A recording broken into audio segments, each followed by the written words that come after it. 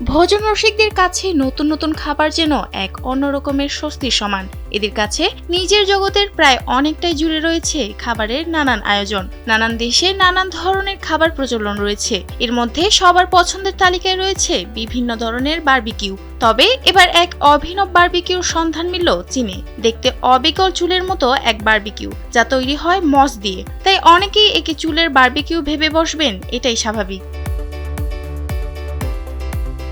তেল মশলা মাখিয়ে এক গুচ্ছ চুলের মতো ঘন কালো এই মসকে আগুনে পুড়িয়ে বানানো হচ্ছে বারবিকিউ। কেবল বারবিকিউ নয়, বরং স্যুপের সাথে এটি খাওয়া হয় নুডলসের স্বাদ নিতে। এর আগে চীনে বরফের বারবিকিউর দেখা মিললেও এবার দেখা মিলল অদ্ভুত এই খাবারটির।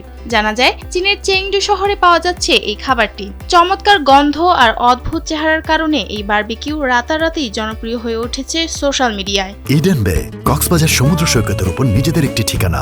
মাত্র 5 লাখ টাকায় আপনিও হয়ে যেতে পারেন এই হোটেলের মালিক।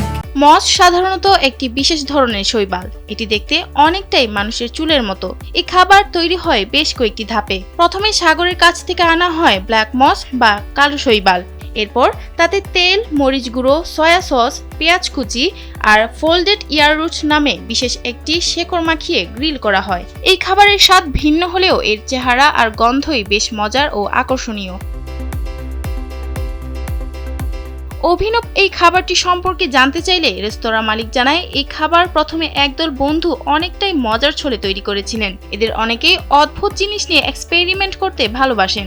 পরে সোশ্যাল মিডিয়ায় তাদের এই খাবারের পোস্ট দিতেই তা রাতারাতি ভাইরাল হয়ে যায়। চেংডুর মানুষজন সাধারণত মজাদার নতুন নতুন খাবার উপভোগ করার জন্যই আগ্রহী, আর এই খাবারও এর ব্যতিক্রম নয়।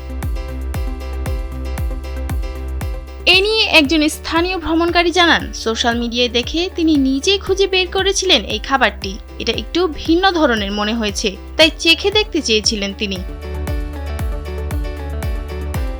দেখতে চুলের মতো এই কালো মসকে অনেকেই একে হেয়ার ভেজিটেবলও বলে থাকেন। এই মস চীনের শুষ্ক ও অনুর্বর মরুভূমি অঞ্চলে জন্মায়। ফসল তোলার পরপরই বাতাসে শুকানোর মাধ্যমে এটি প্রক্রিয়াজাত করা হয়। চেংডুর স্ট্রিট ফুড বিক্রেতারা এই নতুন রান্নার কৌশলটি শিখে খাবারটিকে মজার ভঙ্গিতে পরিবেশ করতে শুরু করেছেন এবং তা থেকেই এই খাবারটি এখন বেশ জনপ্রিয় হয়ে উঠেছে। সাদিয়া সিদ্দিকা, কালবেলা ডেস্ক।